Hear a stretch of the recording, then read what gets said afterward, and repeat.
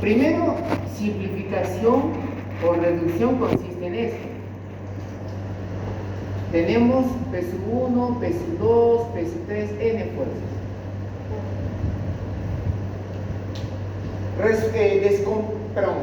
Reducción o simplificación consiste en ¿qué cosa? En hallar una resultante, ¿no? Es decir, una fuerza que me represente el efecto de todas las demás.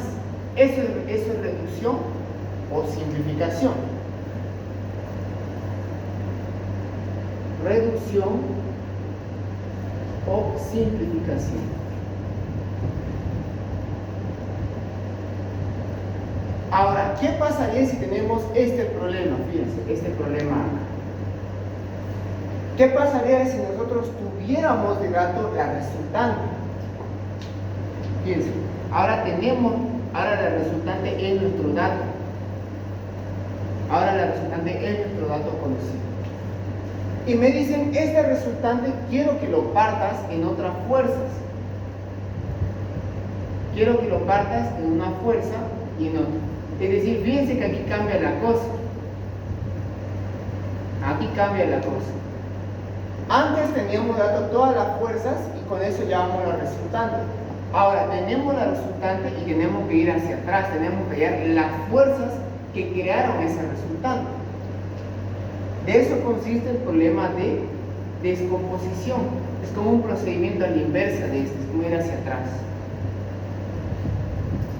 Descomposición. Y el equilibrio es interesante. Fíjense, ¿qué ocurre en el equilibrio?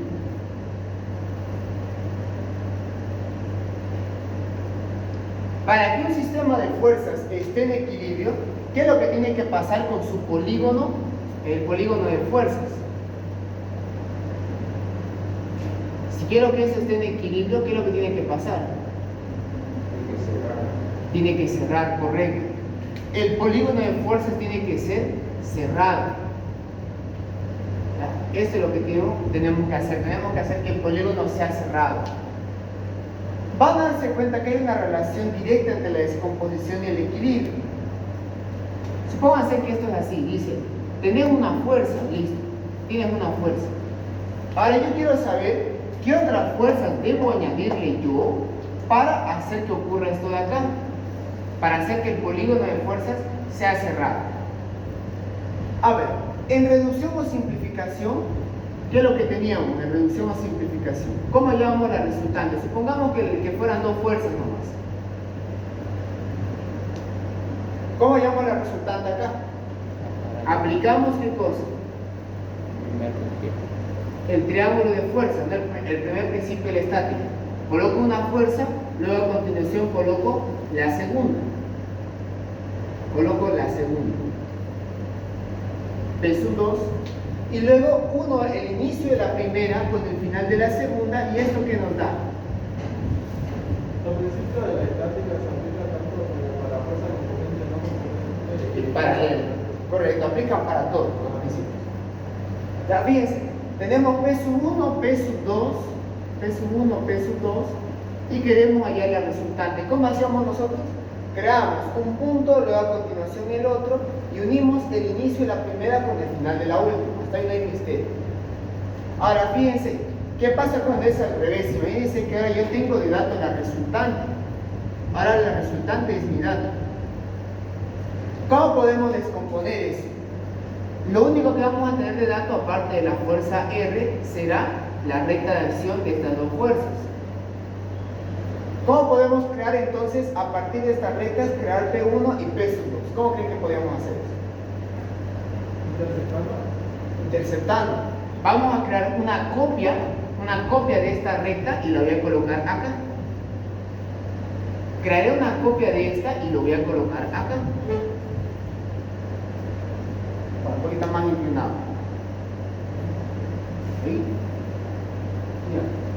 Fíjense, estoy creando una copia de estas rectas de acá, una copia de esta y una copia de esta. Y fíjense, ¿cómo voy a crear a partir de estas líneas? Voy a crear P1 y P2. ¿Cómo haríamos eso? Decimos, sabemos que por el primer principio de la estática, el inicio de la resultante tiene que coincidir con ¿qué cosa? Con el inicio de una de sus componentes. O sea, aquí va a venir P sub 1. Y el final de la fuerza R tiene que coincidir ¿con quién? Con el final de la otra componente. ¿De acuerdo? Entonces fíjense, podemos hacer esto o ir a la inversa, tener la resultante y crear las componentes. Ahora, ¿qué creen? ¿Cómo creen que serían del equilibrio? Fíjense, acabamos de decir que P sub 2, este P sub 2 va a ir hacia abajo y P sub 1 este va a ir hacia arriba. Al revés, ¿no? ¿Por qué al revés? Para que esté en equilibrio, para que el polígono sea cerrado, ¿no? Correcto. Para que el polígono sea cerrado tiene que pasar eso que dice su compañero. Esta fuerza va a ir al revés, ya sea esta de acá o estas dos de acá, tendrían que ir al revés. Correcto. Pero si ahí me dijeran, tenés esta fuerza P y quiero que lo equilibres con estas rectas de acá. Quiero que lo equilibres con esas rectas de ahí. Pues entonces, ¿qué voy a hacer? Crearé la fuerza P, que tengo ahí, crearé una copia de esta línea horizontal, la inclinada, perdón, crearé una copia de esta de acá, y para que el polígono sea cerrado, ¿cómo tienen que ir las fuerzas? Fíjense, para que un polígono sea cerrado, ¿cómo van las fuerzas? Termina una, empieza otra, termina una, empieza otra, termina una, empieza otra, y así sucesivamente. Entonces, tomando en cuenta, si yo quiero equilibrar, aquí terminó P, entonces de aquí tiene que nacer otra fuerza. Aquí termina esta fuerza de acá, entonces de aquí tiene que nacer otra y terminar donde está iniciando otra. Tiene que ser un ciclo sin fines, un ciclo cerrado.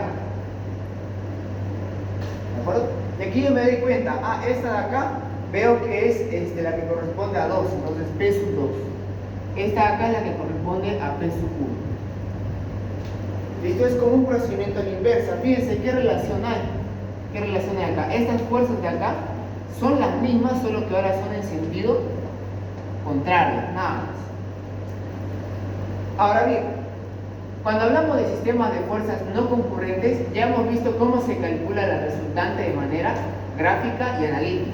Ahora veamos cómo calculamos la descomposición y luego el equilibrio.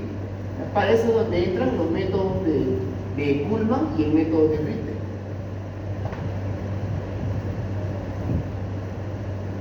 Bien, fíjense, ¿cómo va a venir esto? ¿Cómo vendrá esto? Veamos, dice. Supóngase que tenemos el siguiente esquema.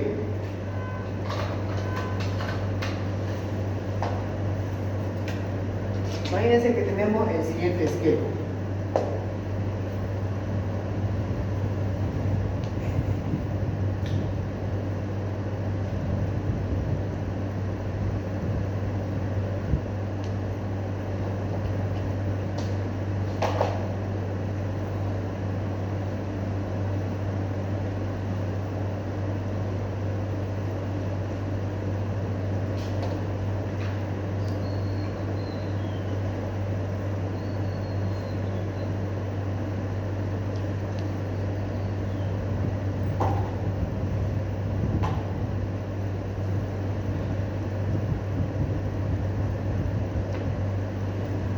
Fíjense, los ejercicios de Ritter o Kuhlmann son de estas dos formas. Puede darles al ingeniero un rectángulo y de allí les va a dar lo siguiente, fíjense.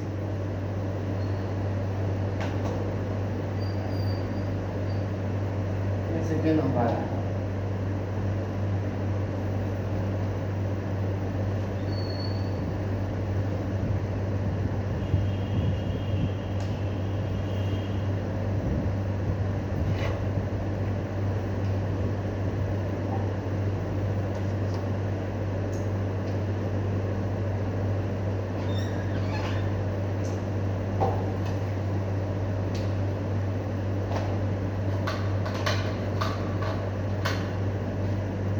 De aquí hasta acá tenemos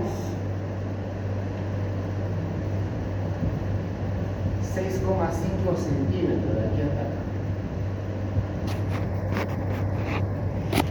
De acá unos 3 centímetros. De aquí hasta acá unos 3 centímetros.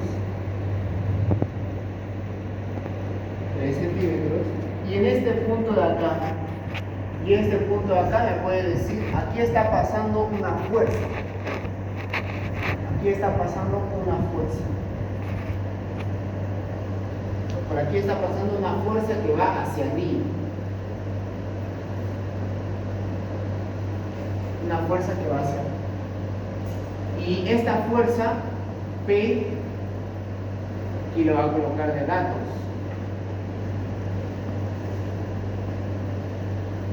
Esa fuerza P vale, por poner un número, 500 kilogramos.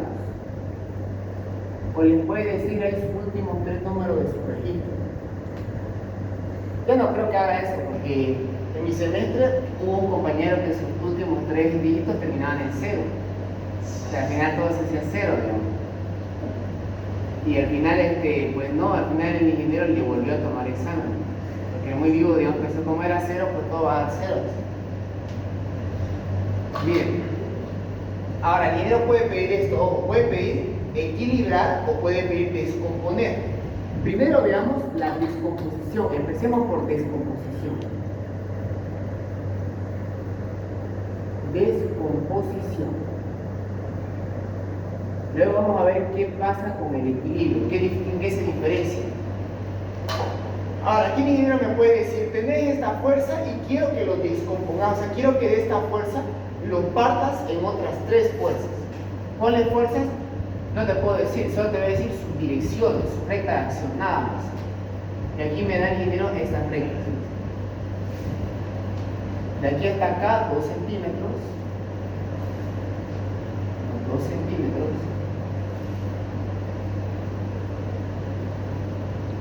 Acá unimos a 2 centímetros con esta esquina y nos queda esta recta de acá.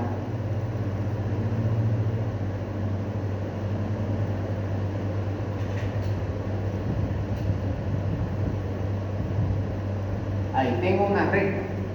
Él me puede decir, el ingeniero me puede decir, esta va a ser tu recta número 1.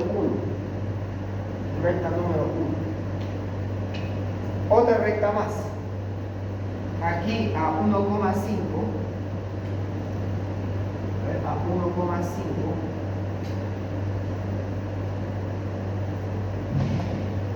A una distancia de 1,5 centímetros.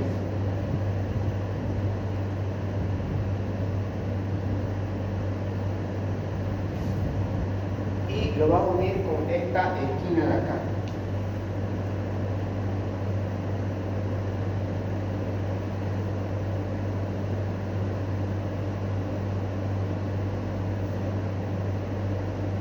Ahí, con esa esquina. Y esta va a ser tu recta número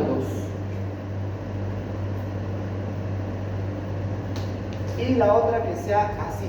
La mitad, bueno, a una distancia de 3 medidos desde abajo.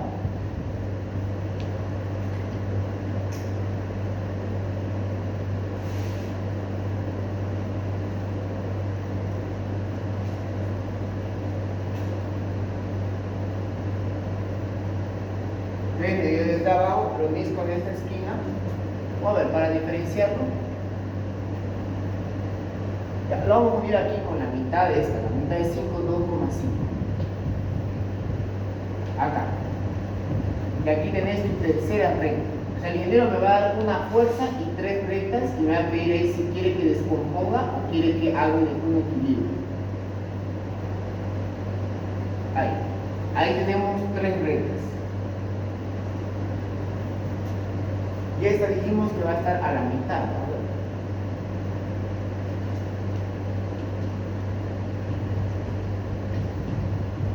A 2,4 centímetros. 2,4 centímetros. Listo, así suele dar. Da una fuerza y te da 3 rectas. Y te dice descomponer o te dice equilibrar. Nada más, no te da más. Luego de ello tienes que aplicar Kuhlmann o Ritter. Hay veces que pide Kuhlmann y hay veces que pide Ritter.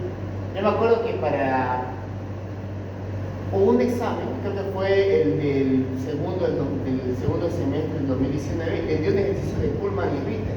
Digo, esta fila hace Kuhlmann, Ritter y así. Entonces vamos a ver si así los dos, ¿no? Sí, vamos a ver los dos, Kuhlmann y Ritter. Bien. Les cuento que Kuhlmann es un método 100% gráfico. Kuhlmann es un método 100% gráfico. Y por lo tanto, como es un método 100% gráfico, no es, por decirlo así, 100% exacto, es un valor bastante aproximado. Supóngase que el resultado real fuera 597, tanto. Por Kuhlmann le va a dar 590 o 595 a lo mucho. No es un método exacto, es un método bastante aproximado. Pero su ventaja es que es rápido. Kuhlmann vos lo haces en 10 minutos tu ejercicio. Ritter es más exacto, pero el problema es que es más largo. Tiene su pro y su contra. Bien, empecemos por el método de Kuhlmann. Empecemos por Kuhlmann.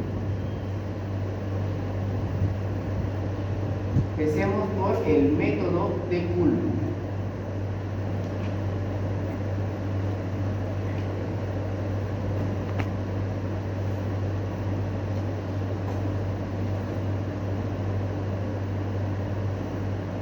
Método de Kuhlmann. Bien, primero fijémonos cuál fue la lógica que utilizó Don Kuhlmann para poder resolver esto. Él decía lo siguiente. Primero, en este caso tenemos esta fuerza de acá. Esta fuerza P, ¿qué vendría a ser? Ya habíamos dicho que es descomposición, es como un procedimiento a la inversa. ¿Qué vendría a ser esa P? Su resultante, ¿no? Correcto. Esta P dice que vendría a ser la resultante. Ah, la resultante, perfecto. ¿Cómo se crea una resultante? ¿Se acuerdan? Si tengo, por ejemplo, tres fuerzas, P sub 1, P sub 2 y P sub 3, ¿cómo se crea la resultante? Viene P sub 1, luego viene después P sub 2, luego viene después P sub 3. Y unimos, ¿no es así?, el inicio de la primera con el final de la última. Aquí es donde aparece la resultante. Ah, entonces Kuhlmann dijo, correcto, entonces así es como calculo la resultante. Bueno, tengo la resultante, perfecto, pero ¿qué cosa no tengo? ¿Qué cosa no tenemos? No tenemos cuánto vale P sub 1, P sub 2 y P sub 3, pero sí que tenemos las rectas de acción de esas tres fuerzas, conocemos por dónde es que van a ir, pero no sabemos cuánto valen, no sabemos qué tan grandes o pequeños son esas fuerzas, no sabemos. Solo sabemos que aquí va a haber una recta, por aquí va a pasar su recta de acción, nada más. Solo esto sabemos, no sabemos cuánto vale. Bueno, entonces él dijo lo siguiente: voy a colocar una fuerza, una de las rectas de acción de estas fuerzas, por ejemplo la primera, la voy a colocar, a ver, acá al inicio, colocaré una de las rectas. Bueno, luego colocaré otra de las rectas, por ejemplo, coloquemos 3, a ver, colocaré 3. 3 es una recta que viene así, que viene ahí. Ahora, ¿qué más? ¿Qué más pasa ahí? Falta todavía la recta 2, ¿no? ¿Sí? La recta 2 no sé dónde va a ir. Ahí estamos ante un problema. Aquí fue donde ocurrió lo siguiente, fíjense. Él decía lo siguiente: ¿qué pasaría si yo calculo, fíjense, al unir este P sub 1 con esta R de acá, ¿qué obtenemos aquí? Otra resultante, ¿no?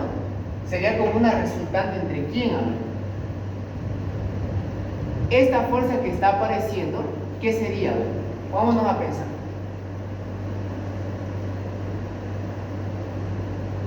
A ver, para que veo que varios están como que ahí medio confundidos.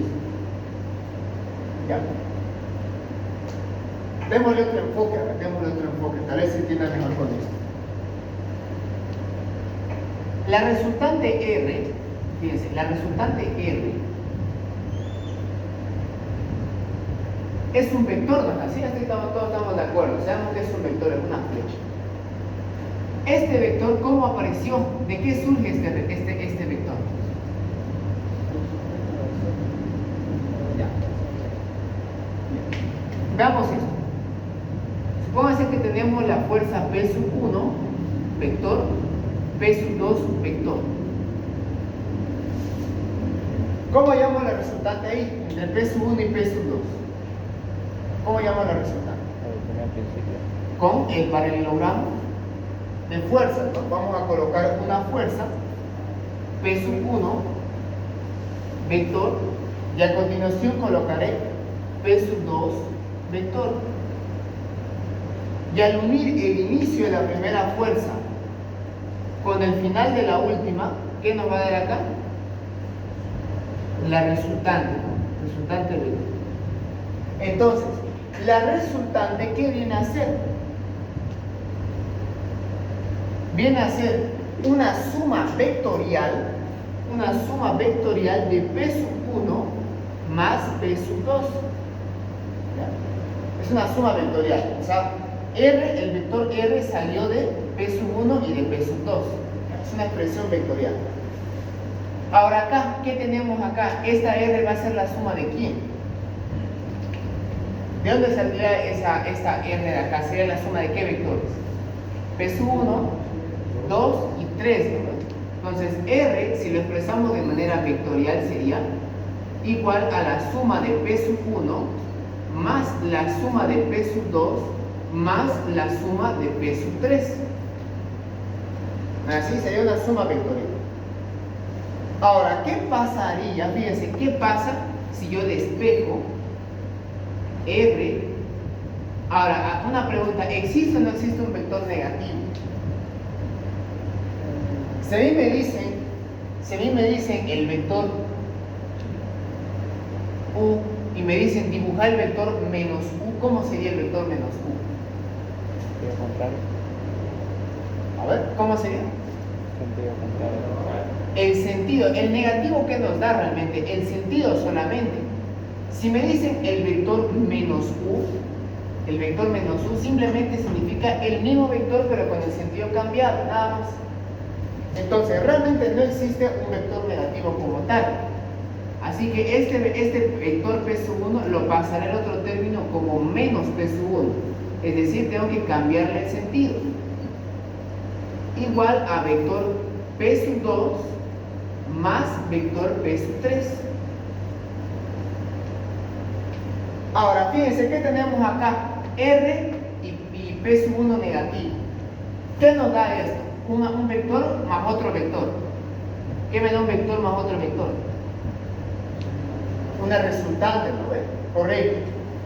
La resultante que va a salir entre estos dos vectores se va a llamar la resultante auxiliar de Kuhlmann.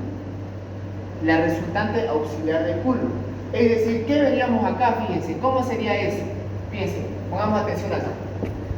P1 negativo, ¿eso qué quiere decir? Que le vamos a cambiar el sentido, ¿no ven? P1, si lo cambiamos de sentido, ¿cómo va a venir? Así, sería menos P1, sería así nomás, cambia el sentido. Ahora, fíjense, P1 dice, inicia acá una fuerza, termina, empieza la otra. ¿Cómo llamo la resultante? Colocamos una fuerza, inicia, termina esta fuerza, a continuación colocamos la otra. Y luego unimos el inicio de la primera con el final de la última. Por lo tanto, ¿dónde estaría aquí la resultante auxiliar de Kuhlmann? ¿De dónde a dónde iría? Del inicio de menos P1, correcto, ¿hasta dónde? Hasta acá, ¿no ve? Hasta el final de R, correcto. Este vector de acá, que estoy dibujando con color negro, vendría a ser la resultante auxiliar de Kuhlmann. Resultante auxiliar de Kuhlmann. ¿Cómo? No. Piensen, esta dice, le hemos cambiado el sentido a P1, ¿no? Aquí inicia P1 y luego aquí inicia R. Es como si este fuera el P1 y este fuera el P2. Correcto. Ahora fíjense, ¿qué ocurre? Dice que la resultante auxiliar de Kuhlmann lo puedo calcular calculando la resultante entre R y menos P1. Pero también lo puedo calcular calculando la resultante ¿entre quién? Entre P2 y P3. Y si me fijo acá, fíjense, P2, la primera fuerza, luego P3, la segunda fuerza. Unimos el inicio de la primera fuerza con el final de la última y vemos que también nos da la resultante auxiliar de Kuhlmann. Vemos que es coherente, es lógico este análisis. Pues muy bien, entonces uno dice, bueno, entonces calculemos la resultante auxiliar de Kuhlmann y con eso vamos a tener todas las demás fuerzas. Ahora bien, no necesariamente se tiene que calcular la resultante auxiliar de Coulomb. Solamente hay que entender ese concepto de qué es lo que hace Coulomb. Lo agrupa, por decirlo así, en dos grupos de fuerzas. Y de ahí saca una resultante auxiliar. Pero a mí realmente no me importa esa fuerza. Lo único que quiero de esta fuerza es su recta de acción. Esta de acá se llama la recta auxiliar de Coulomb. Esta es la recta auxiliar de Coulomb. No quiero la fuerza, el RC, quiero la recta nomás. Porque fíjense, cuando yo tengo esta recta, ¿qué podemos hacer? Volvamos a este ejemplo, fíjense. Cuando tengo la recta auxiliar de Coulomb, fíjense lo que vamos a hacer. Voy a colocar, dice, primero P sub 1 y luego colocaré la recta auxiliar de Coulomb. Ahora bien, ¿cómo podemos crear una recta? Pregunta. ¿Cuántas formas hay para crear una recta? ¿Cuál es la más fácil? La forma más fácil de crear una recta. La unión entre dos puntos. Correcto, hay que unir dos puntos. ¿Cuáles van a ser esos dos puntos? Fíjense. Si tengo dos puntos, pues lógicamente al unirlos tendré una recta. Ahora, si lo que queremos es la recta auxiliar de Coulomb, necesitamos este punto de acá y este punto de acá. ¿Cómo vamos a unir esos puntos? ¿Cómo vamos a encontrar esos puntos? ¿Cómo creen? ¿Cómo creen que podríamos encontrar esos dos puntos? Ya, una intersección de quién? Correcto. P sub 2 y P sub 3. Cuando intersecte P sub 2 y P sub 3, fíjense, si tengo dos fuerzas y quiero hallar su resultante, fíjense qué ocurre acá. Si tengo dos fuerzas y quiero hallar su resultante, ¿por dónde va a pasar su resultante? O sea, tengo P sub 1, tengo P sub 2. ¿Por dónde va a pasar esta R acá? Por el punto A, por el punto de intersección de P sub 1 y P sub 2, ¿no? Lo que dio su compañero es correcto. Por donde se intersectan P sub 2 y P sub 3, ahí tiene que aparecer la resultante auxiliar de Coulomb. Entonces yo me voy a fijar aquí en mi gráfico. Digo, ¿dónde se interceptan 2 y dónde se interceptan 3? Ah, aquí está 3 y aquí está 2. Son dos rectas, no me hago lío y las puedo alargar. Podemos alargar esto y esto. Se puede alargar esta recta sin ningún problema y luego alargo esta otra recta también sin ningún problema. Ahí. Donde se intercepten, aquí en teoría tendría que pasar la resultante auxiliar de Coulomb por este punto. Pero ¿dónde más va a pasar la resultante auxiliar de Coulomb? Correcto, P sub 1 y R, muy bien. En este caso, nuestra R, ¿cómo se llama? ¿Cómo habíamos dicho que se llama el R acá? P, ¿no? Correcto. O sea, este de acá puede ser R o puede ser P, ¿no? Pero hay que entender bien que aquí realmente es una resultante. Solo que acá el ingeniero, para confundir a la resultante, lo llama P, no lo llama R. Bien, entonces donde se interceptan P y la recta de P sub 1, ¿no ven? Este punto de acá. Listo, tenemos los dos puntos. Al unir dos puntos, ¿qué habíamos dicho que se nos crea? La resultante Coulomb. Una recta, ¿no ven? ¿Qué recta? La recta auxiliar de Coulomb. Aquí es donde va a aparecer entonces la recta auxiliar de Coulomb. Esta de acá.